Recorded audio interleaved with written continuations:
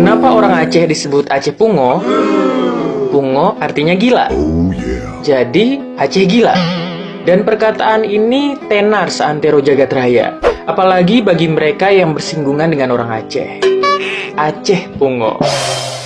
Pertanyaannya, benarkah orang Aceh Pungo? Diambil dari buku Aceh Pungo, Taufik Al-Mubarak, dan dirangkum Rusdi Sufi, sejarawan asal Aceh. Ada catatan mengenai itu.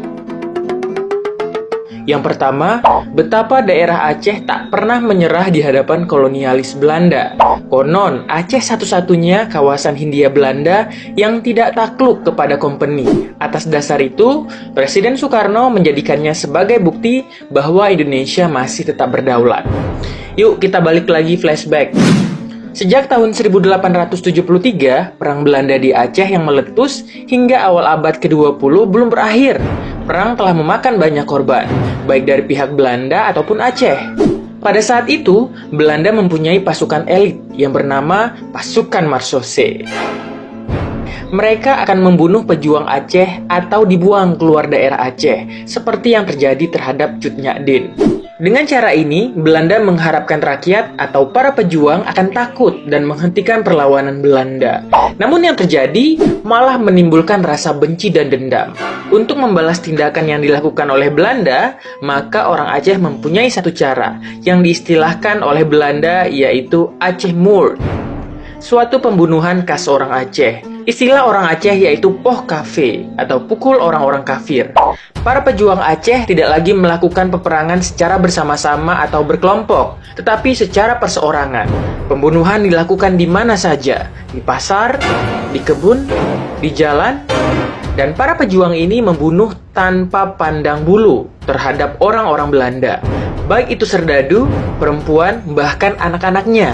Menurut data pembunuhan khas Aceh ini, antara tahun 1910 hingga 1920 telah terjadi sebanyak 79 kali dan menelan banyak korban, baik itu pihak Belanda ataupun pihak Aceh sendiri. Pembunuhan khas Aceh adalah sikap spontanitas rakyat yang tertekan akibat tindakan kekerasan yang dilakukan pasukan Marsose Belanda. Sikap ini juga dijiwai oleh semangat ajaran perang sabil untuk poh kafe atau bunuh kafir.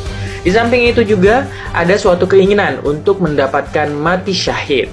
Untuk membalas dendam yang dalam istilah Aceh disebut tuong bila. Sebuah istilah yang menggambarkan betapa membara semangat yang dimiliki oleh rakyat Aceh.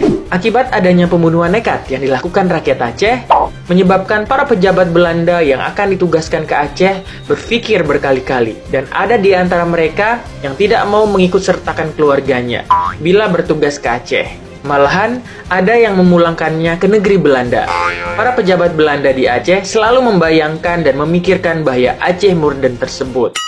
Mereka tidak habis pikir bagaimana hanya dengan seorang saja dan bersenjata rencong yang diselipkan dalam selimut atau baju para pejuang Aceh berani melakukan penyerangan terhadap orang-orang Belanda.